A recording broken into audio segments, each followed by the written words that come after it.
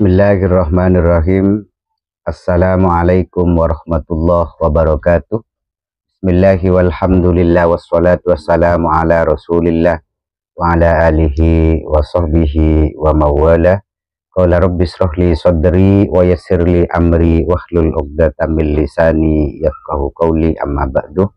Sahabat-sahabat pemirsa Imam Ghazali 99, kali ini saya akan menyampaikan tentang muhabbah bismillah lelet atau bismillah lulut, di mana muhabbah ini atau pelet bismillah lulut ini mempunyai khasiat yang sangat luar biasa, yang membuat orang yang ketika dikena dengan bismillah lulut ini, maka orang tadi harus dinikahi untuk bisa menyembuhkan kegilaannya atau kecintaannya.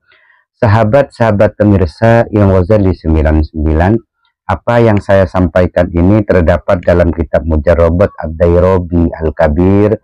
Dasarnya di situ, dan ini sebelum saya mengaji muhabbah lulut ini atau muhabbah bismillah lulut ini, saya pernah mendapatkan ijazah dari seorang guru. Oleh sebab itu, sahabat-sahabat, mari kita simak baik-baik supaya kita tidak salah dalam mengartikan, dalam mempraktekkan, dalam melaksanakan amalan bismillah muhabbah lulut ini. Di dalam halaman ke-6 dalam kitab Mujarrabat Ad-Dairabi Al-Kabir karangan Syekh Ahmad Ad-Dairabi disampaikan bahwa wa min khawasiha, termasuk dari khasiat bismillahirrahmanirrahim, lil muhabbati wal mawaddati, yaitu untuk membuat seseorang jatuh cinta dan memperkuat hubungan percintaan yang dibina. Mantalaha bi'adadiha al-mutaqaddim, barang siapa yang membaca dengan jumlah hitungan yang sudah disampaikan di depan, yaitu hitungan 786, sebanyak 786 marratan, yaitu sebanyak 786. Nah, dari mana hitungan ini? Ini ketika bismillahirrahmanirrahim, ketika dihitung dengan hitungan bi'adadil jumalil kabir, maka mendapat nilai daripada bismillah atau jumlah daripada bismillahirrahmanirrahim ini ditemukan 786. Jadi sahabat-sahabat, hitungan ini adalah hitungan dari bismillahirrahmanirrahim dengan hitungan adad jumal kabir. Ala qadhin minal ma, yang dibacakan kepada air yang ada di wadah atau wadah yang ada airnya sama. Wasaqahu liman sya'ah, kemudian air tadi diminumkan kepada siapa saja yang akan ditargetkan. Ketika itu dilakukan, ahabbahu hubban syadidan, ahabbah, maka dia akan menjadi cinta, hubban syadidan, dia akan menjadi cinta yang tergila-gila, artinya cintanya yang sangat kuat, sehingga tidak ada yang lain kecuali orang yang melakukan muhabbah bismillah lulut ini. Sahabat-sahabat, ini adalah dasar yang kuat mengenai tentang khasiat daripada bismillahirrahmanirrahim. Namun tata caranya, ketika saya mendapatkan ijazah ini, maka tata caranya diantaranya yang harus sahabat-sahabat sekalian perhatikan. Yang pertama adalah lakukan amalan ini, yaitu muhabbah bismillah lulut ini dilakukan pada jam 12 malam. Jadi ketika sahabat-sahabat ingin melakukan amalan muhabbah bismillah lulut ini, maka sahabat-sahabat sekalian harus mempersiapkan diri ketika di atas jam 12 malam. Yang kedua, lakukan sholat hajat 2 rakaat. Artinya ketika sahabat-sahabat sudah jam 12 malam, maka lakukanlah sholat hajat 2 rakaat. Jadi hajatnya seperti yang ingin sahabat-sahabat sekalian lakukan, yaitu ketika ingin membuat seseorang menjadi jatuh cinta, ya niatnya ke situ. Tapi ya tetap usolli sunnatal hajati rakaataini lillahi ta'ala, itu sudah cukup. Kemudian setelah melaksanakan sholat hajat 2 rakaat, yang ketiga setelah sampean uluk salam daripada sholat hajat 2 rakaat, maka kirimkan Fatihah. Yang pertama adalah kita mengirimkan Fatihah kepada Rasulullah atau kepada Nabi Muhammad Sallallahu Alaihi Wasallam. Kemudian yang kedua itu kepada malaikat Jibril alaihissalam, di mana malaikat Jibril ini bertugas untuk menyampaikan ilham, menyampaikan kabar gembira, sehingga ketika sahabat-sahabat sekalian mengirimkan ini, maka kiriman bacaan Bismillahirrahmanirrahim tadi itu bisa disambungkan ke target.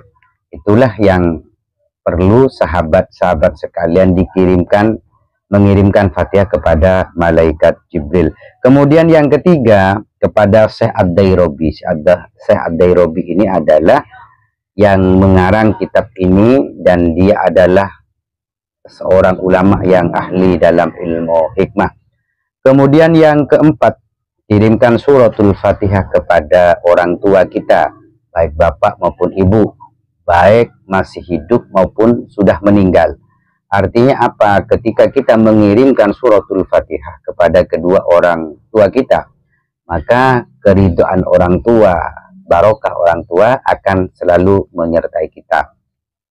Baru yang kelima, yang terakhir, maka kirimkan suratul Fatihah kepada target.